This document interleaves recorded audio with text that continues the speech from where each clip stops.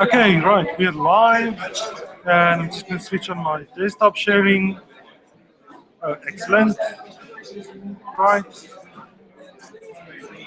We start up PowerPoint.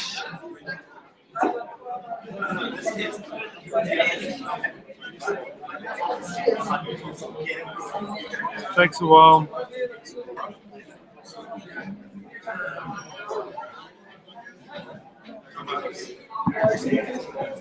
Yes. Yes. Iemand in 'n my gekom en gevra oor die studiegroep, want die lys waar jy naam geskryf is vol.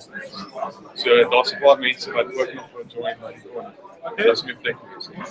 Al die lyste of net Die en ek weet nie, hy het nou net gesê hy wil die studiegroep. ek sal met almal praat. Okay.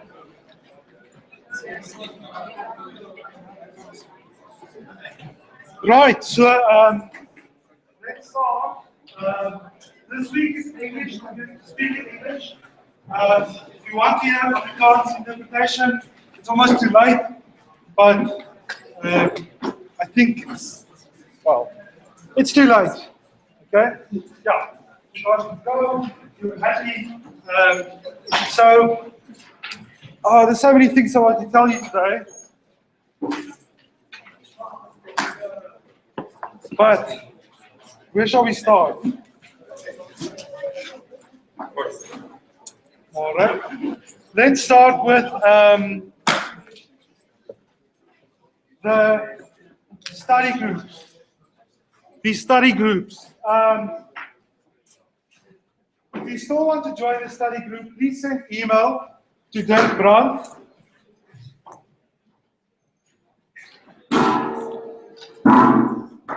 Oh no, he did.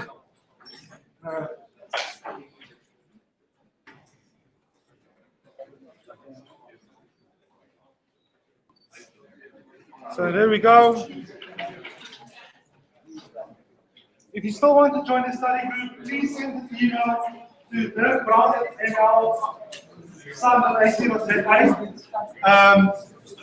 Someone said, Benny said, someone said the groups are full. That's not what Dirk told me, but I'm going to need him to manage that. So if they are full, I'm very sure he will organize a different one.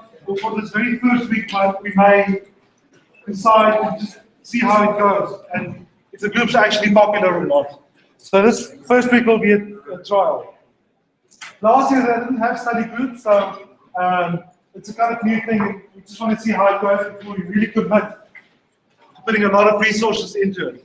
But if you like it, if it helps you, we can have more of them. Right.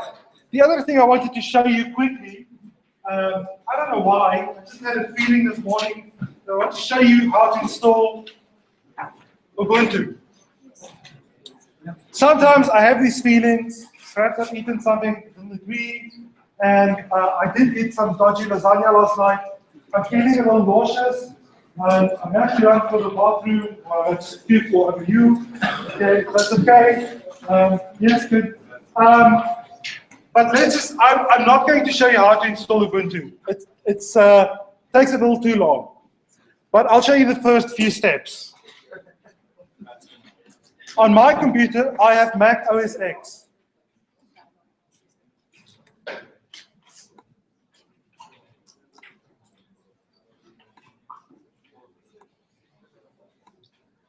So I've got Mac OS X on my computer, and you probably have Windows on yours. Or perhaps you also have a Mac, and you have Mac OS X as well. Now, it is possible to co-install Ubuntu or some other kind of Linux on this PC, on this computer. as it is with Windows. But I don't really like doing that, because it's always a hassle of deciding how much of my disk space am I going to give over to Ubuntu, and how much am I going to keep, or if anything goes wrong, I may be endangering my disk and all that. So what I do is something else altogether. Okay? I find a second PC online for free. So I have a little piece of software that I downloaded, and it's freeware. Anyone can download it. It's called VirtualBox. And VirtualBox basically emulates a computer. So there are many versions of this. A commercial version is called VMware. It's very good, but VirtualBox is almost as good, if not better. There's a version called Parallax. There's Squaremu. There's lots of different software like this. But I use this piece of software by Oracle. It's called VirtualBox, VM VirtualBox Manager, and it allows me to create new PCs on the fly. And I'm going to create one this morning. I don't know what's going on there. I'll just switch off this machine. Just like so. Whatever. I can just ignore that. Right. So here is Oracle's VirtualBox when I started up. I have something called RW114, which I wanted to prepare for this morning just to try it out, but now I'm going to do a brand new machine. I'm going to do a machine I call Installator.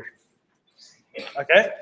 And it's going to run Linux, or if I have the install disk, I could install Mac OS X or IBM OS 2 or whatever I want on this virtual machine. It's not going to be real, it's virtual. But I'm going to install Linux, and it's already been pre-selected. I don't know why. Because the previous one I installed was Linux. That's why I guessed that I want to install it again. And the version I'm going to install is going to be Ubuntu 64-bit.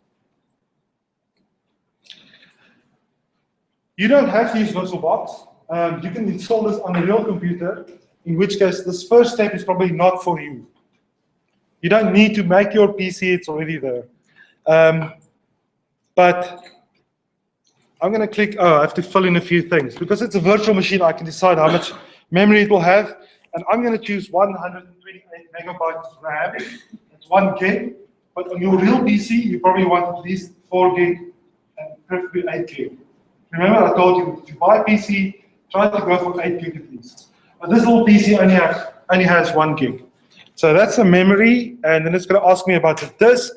But here I always just click OK, OK, continue, continue. You don't have to worry about that. Okay, so here I've got my PC. I can check it out. It's got all kinds of stuff. It's got audio. Yes, and it's got network. Oh, it's beautiful. USB. Well, before I switch my PC on, I need a Linux install disk, Unix install disk, Ubuntu install disk.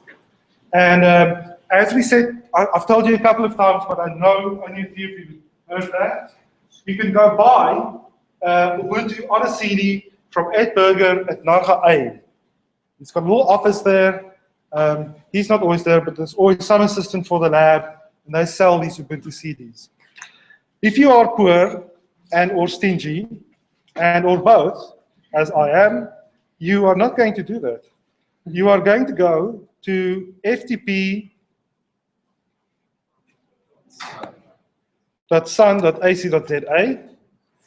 which is a site at the university which mirrors, it's a mirror of a lot of archives from overseas. And they keep it because it's much cheaper to download stuff from ftp.sun.ac.za, free in fact, than it is to download it from overseas. So I'm going to go, you have to know where to go. I mean, there's a thing called Ubuntu, but that's not where you want to go. You want to go to pub, ISO images, because ISO is the standard, let's say it's the standard format for CDs, DVDs, ISO images, and then you can choose which operating system you want the disk for. There's so many, I don't know how to choose. Clonezilla, no, it doesn't sound right. Ubuntu, That might be what I have in the labs. There's Lubuntu, there's Kubuntu, there's lots of stuff. But I go for Ubuntu Linux. Okay, and then you have to choose the version. I always choose the latest one at the bottom.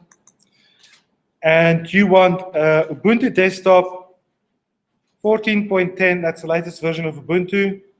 Desktop for i3 at 6. .iso. I mean, how could you go wrong? Well, there are these other smaller files. You can see how big the files are. But only the big ones are really images that go on a CD. There's one, and there's one. That's too small. So the ones that end in .iso are the ones you want to download. But then you still have a choice between AMD 64. AMD is a different kind of hardware. You might have a PC with an AMD processor inside. So if your PC doesn't say Intel inside, on the outside, then it's probably not, it may not be Intel. In some ways you have to establish what kind of hardware is inside your PC, but it's probably Intel. And then there's also a difference between server and desktop, but we're not going to run a server, we want a desktop. So I'm going to click on this and download it. It takes a few seconds, but I've already done that. So why waste time? I'm going to go back to my real virtual machine. In your case, maybe a real machine. You're going to put the image on a disk. Now that can be tricky. You'll have to Google how to do that.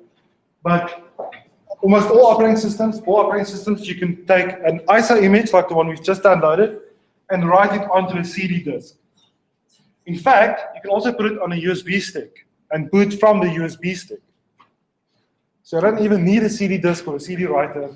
If you have a USB, a little flash USB drive, you can use that to do it. Yes? You can just drop it into another settings. You can drop it in as a disk on the virtual machines, and then you need to go in and go anything. This? Yeah. Yeah, I'm going to do that now. Just to talk to the people who are not going to run VirtualBox, who are going to do it on a real machine.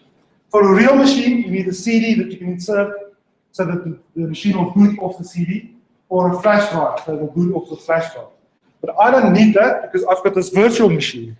I'm just going to switch it on, click the power switch, then it asks me, how do you want to boot? And at the moment, it's actually suggesting that I boot from my actual CD drive on this MacBook. And I can put some CD in here and boot off that CD, but I've downloaded the ISO file, and I'm just going to pick it up. It's in downloads, and it's under Ubuntu. And boot like that. And now it's booting.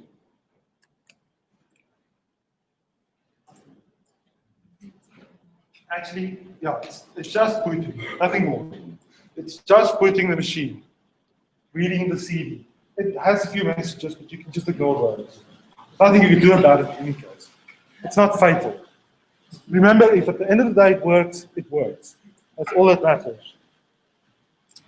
Okie dokie, Ubuntu 14.10, that looks good, but it's still just booting, it's not installing it yet. Booting takes a while. I just hope this is picked up on YouTube. I'm sure it is. A few more messages, never mind that. Oh,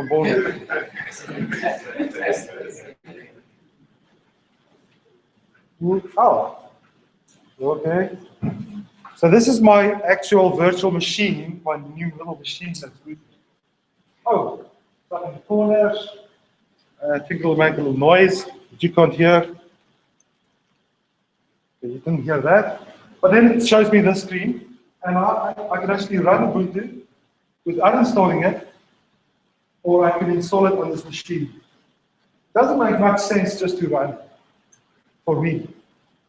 But if you have a PC, an actual physical machine that you want to install Ubuntu on, then you might want to give it a try to see if it actually works on that machine. And you can do that without installing it, without making any permanent changes, by just trying Ubuntu. But I'm going to install it on my virtual machine. Install Ubuntu. It says, I need at least 7.1 gigabytes available, yes, on the hard drive. I need to have this machine plugged in. I don't, oops, but never mind. And it must be connected to the internet. I don't really know why it needs to be connected. Probably for setting the time and perhaps a few other things. Here I actually have a choice whether to download the latest updates. If you want to save your internet capacity or quota, what have you, you don't really need to download the updates. And you can leave this last thing unchecked as well. And if I now say continue, it will ask me two more things. Oh, it'll ask me a few things. It'll ask me, this computer, this virtual machine, currently has no detected operating systems. Yeah, that's right. I just created it in VirtualBox. And so it's got nothing on it. But your PC or laptop, what have you, may actually have something if it's a physical machine. No operating systems. What would you like to do? Erase the disk and install Ubuntu? I very much want to do that. Encrypt the new Ubuntu installation for security. Now, this is not going to be top security stuff. I don't need encryption. It'll only slow things down, and if anything goes wrong, it'll make life harder. So I'm not going to encrypt it. Use LVM with the new Ubuntu installation. Logic, oh no. Let's just pick one option. If you did have another operating system on the machine, it wouldn't ask you things like, do you want to erase this old Windows installation? Or do you want to share the disk between Windows and Linux? And perhaps you want to do one of those things. But at least today, I just want to erase the whole disk and install Ubuntu. If you continue, the changes listed below will be written to the disk. Yeah, whatever. Now it's going to be permanent. I can't go back. Once you've clicked that button,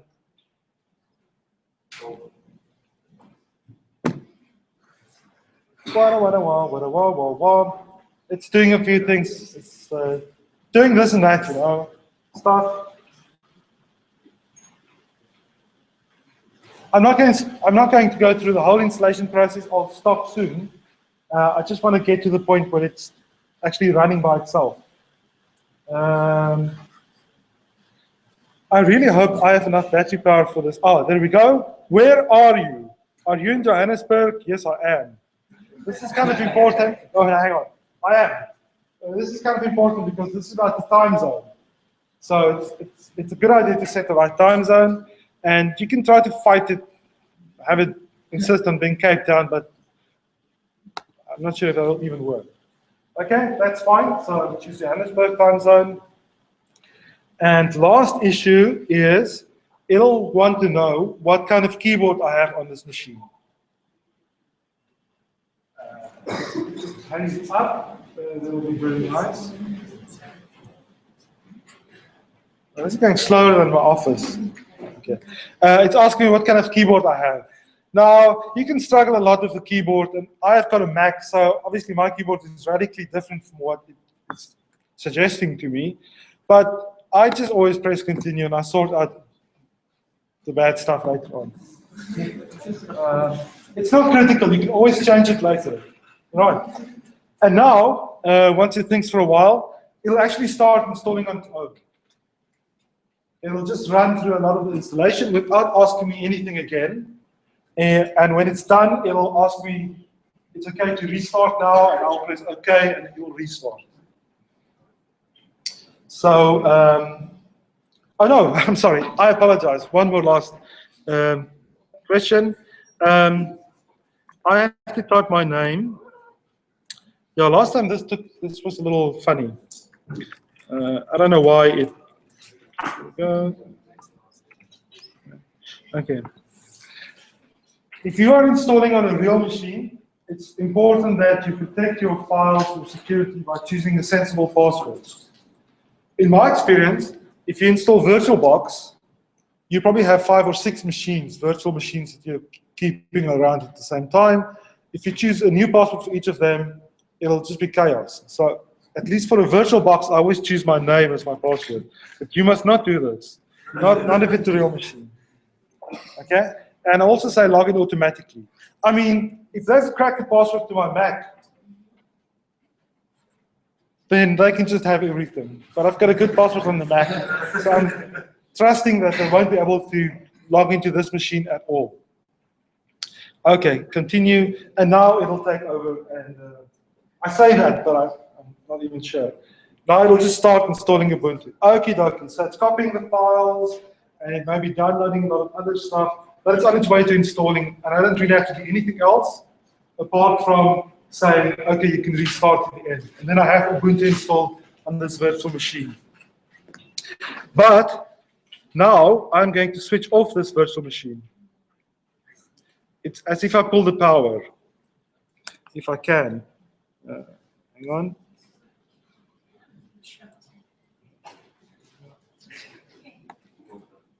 Oh, perhaps I can't.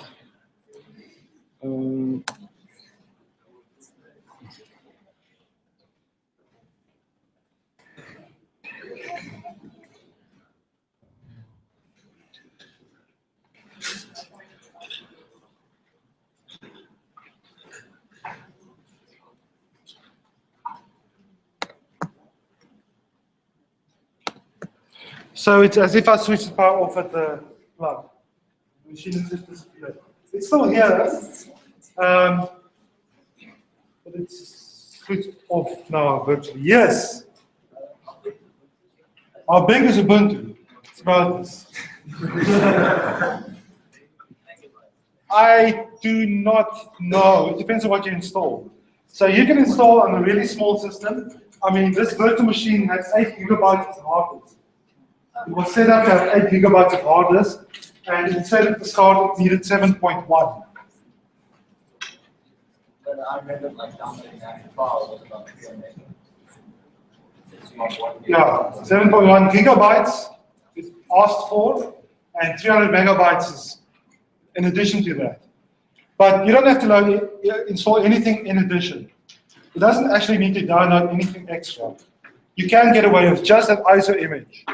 You may have software packages that come with Ubuntu that's out of date.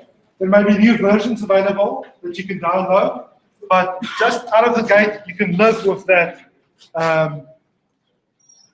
image on the disk. How much additional you download is up to you. So you can download updates for the software that's already installed. You can install new software. Well, that's basically your 2 options. You can install tons of new software. And there are gigabytes and gigabytes of software to download and install. For example, one of the things you'll probably do first is to download and install a Java environment. Because it doesn't come with Ubuntu. It's not automatically available. I'll start up the machine I installed earlier. I was actually hoping the screen would be a little bigger, but never mind. It is what it is. Actually, perhaps I should do that. And let's see if I can resize it. Okay, no, I can't. So you have to, there's a special trick you have to do to actually make it go full screen. And then it's really nice because it looks as if you actually have a real machine with Ubuntu on it, just fills the whole screen. But this is okay for now. I want to run the terminal. Oops, not the terminal, but the oh, there we go. And start the terminal. And let's see if I can Java C. Now I can't, but it tells me that it's probably in one of those packages. So I'm going to install one of them. Sudo apt-get install, and I'll install this one.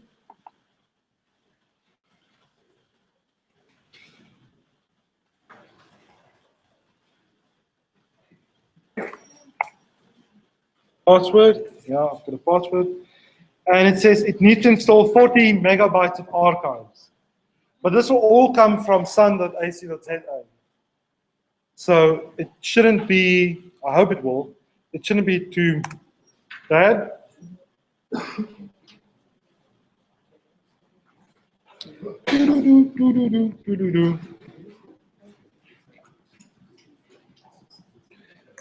Okay, so I'm not 100% sure, but I think all of the stuff that is downloading, file 16, file 7, 18, 19, 26, 27, all these little files are from the local, I think it's from the local archive. Okay, it just finished downloading.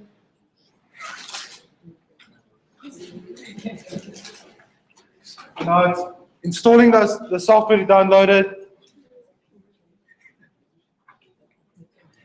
Come on, unpacking, wada.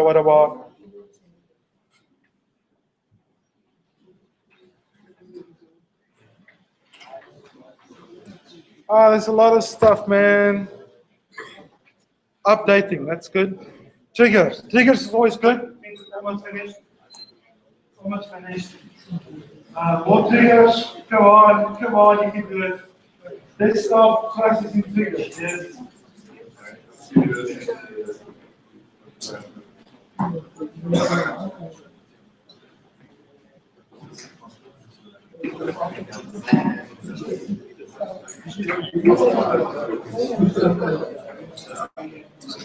Right.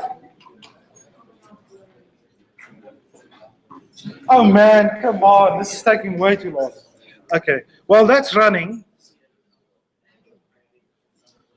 We'll get back to that in a second. So while that is running, let's talk about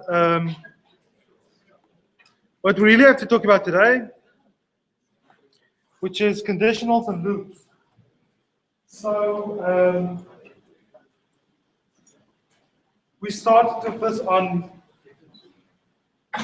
Friday, and we said that we can now do assignments and we can do variable declarations.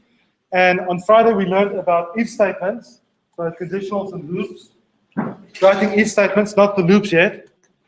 And we talked about what the if statement is like, how to visualize it. So instead of just executing a whole program sequentially from the top to the bottom, we're now going to be able to make choices and have the program do different things under different circumstances. And then we were writing a few pieces of code. We looked at this piece of code, which says that if this random number is less than 0.5, then you print heads, else you print tails. And we looked at the small little programming class, didn't we? If you look at that stuff.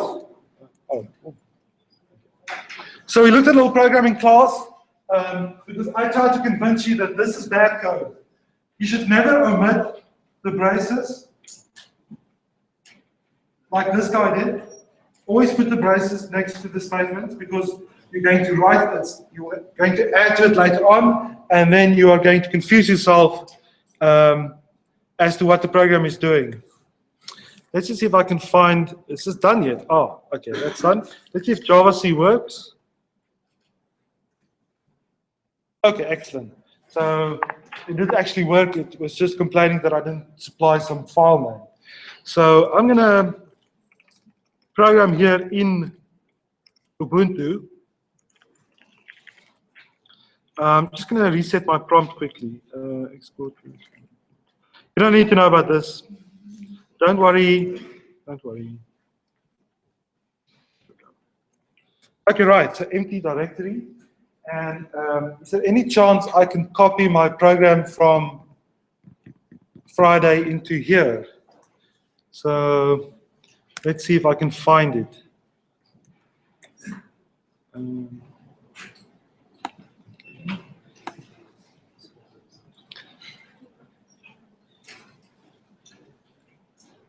Oh, I'm at 33%. I'm not going to make it to the end of the class.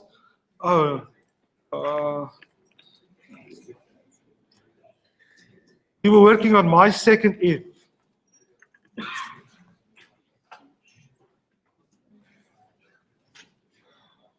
you remember this code? This was the code I used to convince you that you must always use braces. If you leave out the braces, something bad happens. So I'm going to try to get this program into my Linux machine. And I think I can copy paste if I do it really carefully.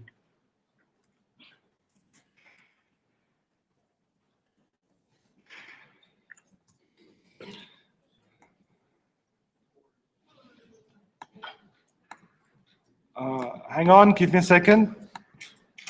Drag and drop. Share clipboard. Disabled. No. Host. Host to guest.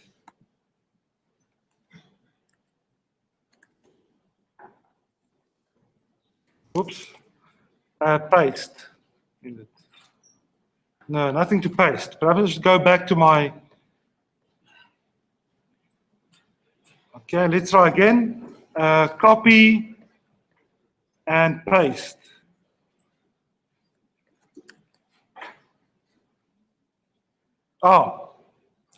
Excellent. Okay, right. So I can copy between my real computer and this virtual computer. Okay, excellent. So here we go. Let's see if gedit is installed. It is. I want to use gedit.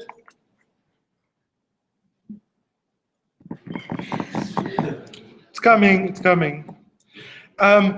It's running a little slowly because on this machine I currently have an external document camera and I've got my video broadcasting of the lecture and I've got 2 sets of slides running, so there's a lot running on this little machine. That's why it seems a little slow, but usually you can't really tell the difference between a virtual box machine and an actual computer. Okie dokie, so here's my little program. I wrote that. Let's just see if it runs and how it works. How do I quit this? Quit, yeah, close, that's fine, quit that. Java C, my second if dot Java. Oh, Java C. Still compiles, does it still run? Yes, it does. And one of the things we fixed on Friday was the fact that it's not always printing was heads. It's actually printing was tails as well. Okay, excellent. So I've set up my little Ubuntu, I've showed you how to install Ubuntu, and I've shown you that working Ubuntu on a different kind of machine. But what we really need to talk about today is if statements. I know we talked about them a little bit on Friday, but there's one part we missed out.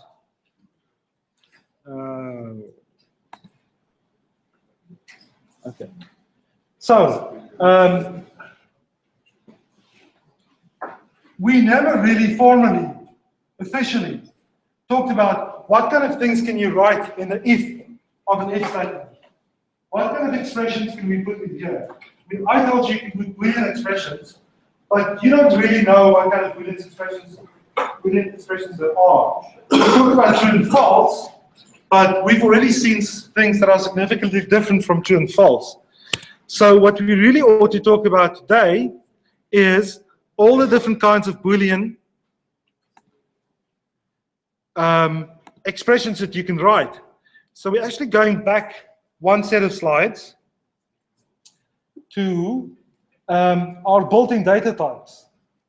When we were talking about this, I explained to you that if you have a string, there are operations on a string. In fact, only the one operator called concatenate that adds together strings. We talked about operations on integers, and you actually practiced that in the tutorial. So you used all of that you're happy with that. We talked about floating point numbers, doubles or floats, and their operations. So you practiced that in the tutorial, I hope. And we talked about the math library, that's beautiful, but we didn't really talk about Booleans.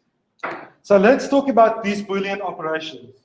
In essence, there are only 3 operations you can perform on Booleans. There are few operations. The big ones are and, or, and not. So I can combine 2 Boolean expressions using an and the result will be true if the first Boolean expression is true and the second is true. So if I write, let's say A is a Boolean and B is a Boolean, I can write A and B.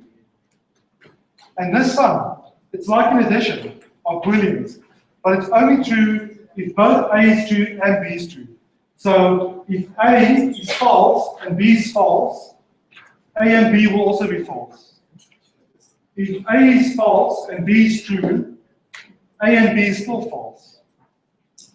A true, B false, A and B is still false. And it's only if both A and B are true, if both these conditions are satisfied, that A and B will produce a true answer.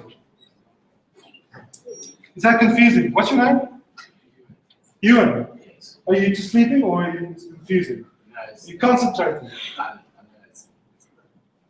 Yeah, I know, but I want to gauge the feeling in the class by using you as a proxy. So if you want to sleep, that's fine, but if you just go like this every time I say anything, it seems as if it's particularly difficult.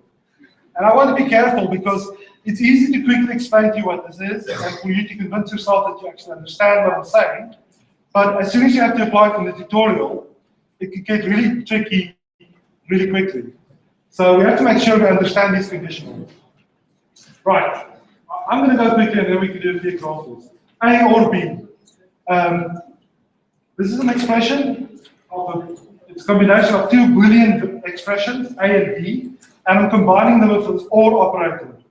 So, by the way, the AND operator is two ampersands next to each other. The OR operator is two bars, two vertical bars next to each other. No space in between. Otherwise, they become something else. A or B, it will be true if either A is true or B is true. As in, when we speak, spoken language. So, if A is false and B is false, A or B is still false. But any other combination of true and false or true and true will produce a true result for A or B. And the NOT operator is the easiest. I write not A, with A is some Boolean expression, and it simply flips the value of that Boolean expression from true to false, from false to true. So using these three operators, I can write a lot. But I still need one more piece, and that is I need to write inequalities like this. I need to write some value is equal to some other value, or some value is not equal to some other value, or some value is less than some other value. And we can write this, we can use these operators for doubles or floats. Doubles or floats. Doubles, floats, ins, or long. If it's a number, we can compare it using these operators. I can't really say, I can't say at all that one string is less than another string. Even though there is some kind of definition for that. I mean, if one string is alphabetically smaller than another string, you may think that you should be able to write A is less than B. But that's not how these operators are defined. They're only defined for numbers. So I can only write 5.7 is greater than or equal to 3.4. Except for the fact that I can use equality and inequality, the very top two. I can use also for Booleans, because two Booleans can be equal and two Booleans can be unequal. And I can also use it for characters. So these operators are for numbers, except for the top two, which also work on characters and Booleans. But none of them work on strings. You can never ask if two strings are equal to each other. Strings are special, you can't do that. I'm sorry. Let's just quickly work through them. Equality, equal. Equality is easy. So it's simply asking if two values are the same. But what you have to watch out for is that equality in Java is written with two equal signs and no space in between. One equal sign is assignment, two equal signs is equality. You cannot, Java won't even allow you to confuse the two values. Okay. So you have to be careful. Two equal signs for equality. Inequality, not equal, is written like this. Exclamation mark with an equal sign. Less than is the usual. Less than equal, we all know. Greater than the usual. Greater than equal, we all know. Except for the fact that you must just remember to always put the less than or greater than sign first. You cannot write equals greater than to mean greater than or equals. Okay. You'll get used to this very, very quickly, I promise. Here are some examples applied to numbers, but I'll show you soon that you can apply to other things. Yes? If you use a single equal sign in an if statement. Most of the time, Java will comply. Not always, but most of the time. Okay. Yes. Okay, let's just look at these examples. So, what is this Boolean condition ask? There's a double condition, a double expression on the left-hand side, So this is calculating B times B minus 4.0 times A times C. And this is a double expression. On the right-hand side, we have a double expression, 0.0, and it's asking if that is greater than or equal to this. So before, we wrote a little program to calculate the quadratic roots. And we just blindly calculated the square root of the discriminant without even knowing if the discriminant is a positive number, a non-negative number. But we can't do that. There is no square root for negative numbers. So what this program should have done is to test if discriminant is greater than or equal to 0, then you can go on and calculate the roots.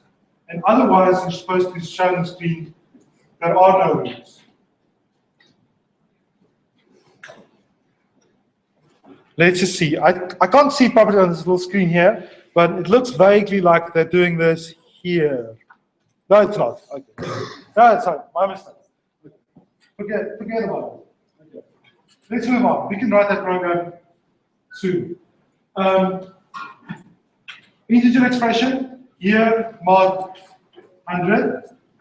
So calculate the remainder of here after it's divided by 100. Is that equal to 0? Is mum some integer value greater than or equal to 1? And is mum less than or equal to 12? This is a Boolean expression. An integer on the left-hand side, integer on the right-hand side, greater than or equal to in the middle. So this converts an integer and an integer, it compares them and converts it to a Boolean. And this is a Boolean in the same way. And I'm actually ANDing two Boolean values. And this whole condition, this whole Boolean expression will be true if the left-hand side is true and the right-hand side is true. Either is false, it will be false. I hate this part because I don't feel I am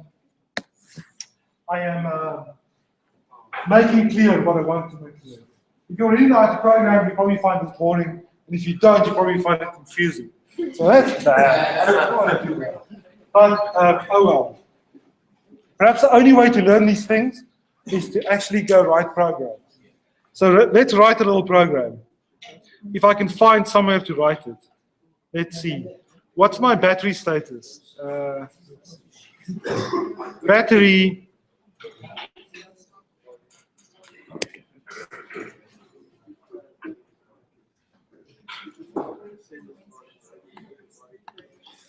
%. Okay, I think I'll make it. Right.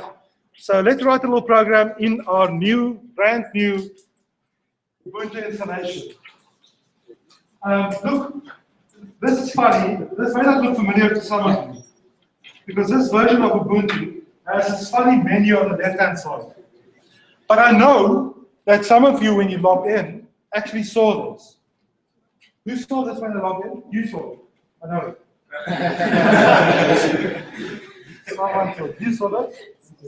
So this is just another version of this desktop manager that puts your icons or what have you on the side.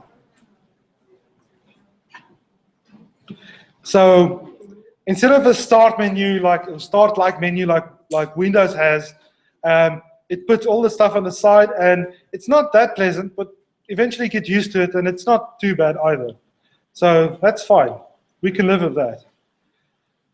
Sometimes when you install Ubuntu, if you choose to pick the right version, you can actually get the little menu bar at the bottom, with the start button on the left. Sometimes it's at the top. It just depends on the version. You can in some way switch between them, but I'm too lazy to do that now. 8 minutes. We mustn't be lazy. We can do this. We can implement the quadratic equation. Okay, 8 minutes is enough. By the way, when you get to the touch, please don't loiter. I mean, I know you're tired, but just don't like sit there and go, oh, I can't do anything.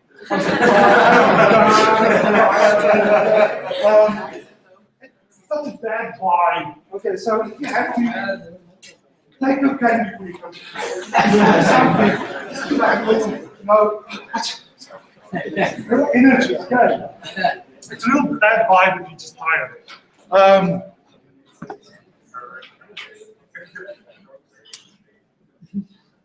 Yeah, okay. And also, don't be pussies, okay? You can do, hang on. You can do all those problems. They're designed for you to be able to do. Some of them may be a little challenging, but don't just sit there and go, I can't do that. Okay? Ask Academy, try to get them over and done with as quickly as possible. So now we have 7 minutes to write the quadratic equation. And I know I've been programming for a long time, and I go a little faster than you guys, but we are all going to do this together. Oh, blah, blah, blah, blah, blah. Oh no, damn. Bad start. Gedit. Quadratic. .java. 7 minutes. Here we go. Public class quadratic. Oops. Okay. Oh, my mistake. I'm going to make a lot of these mistakes. I'm used to a different editor. Oh, damn. This is going to take forever. Okay. Never mind. Public, static, void, main, string always, args.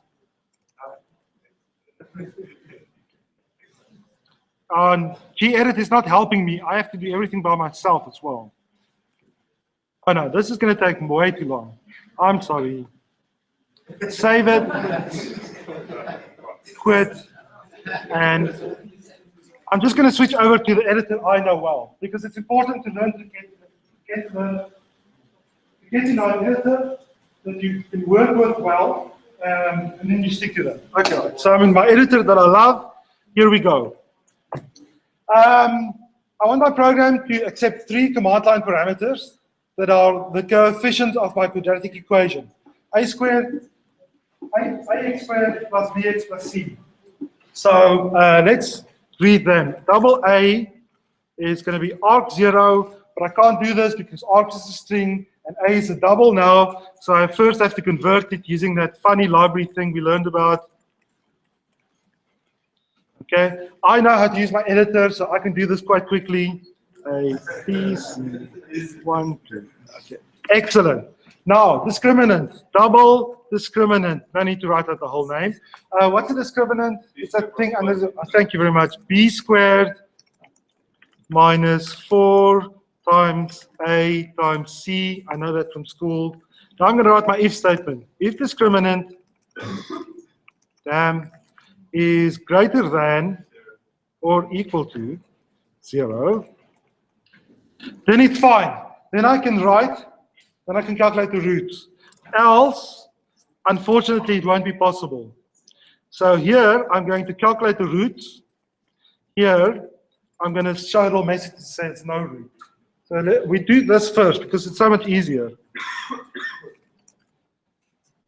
System.out.println no roots.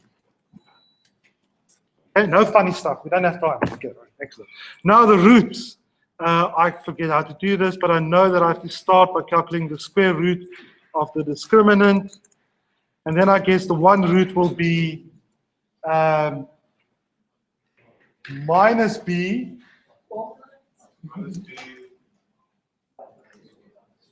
Minus d, all divided by 2 times a.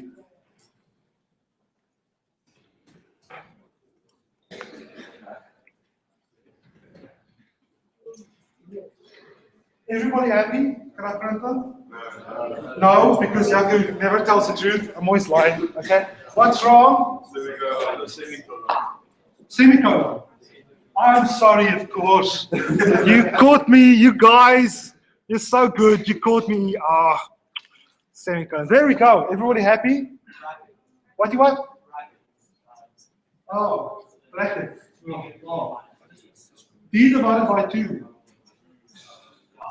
This is the same precedence as school mathematics.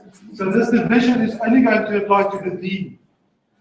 If I wanted to apply to the minus B as well, I have to put brackets around this whole lot.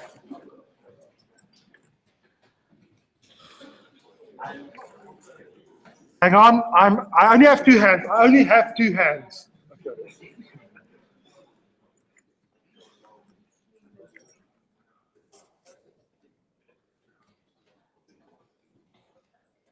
Okay, right.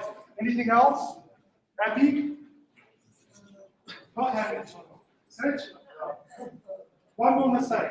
2 minutes. And go. One more mistake. Yes. Okay. So if I just write this, it will be minus b minus d divided by 2. That's fine. And then everything times a. So the a will go above the line again. I actually want to divide by 2a. 2a. No, no! I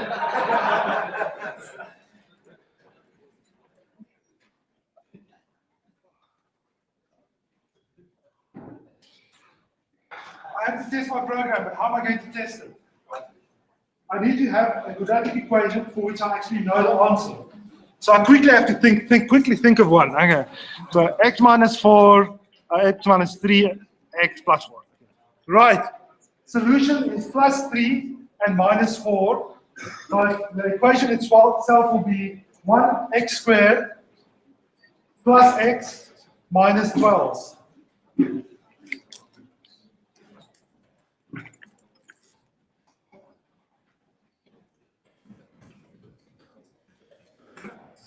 One plus x plus 1x minus 12. It works. It's a miracle. Okay. I'll see you again on Wednesday.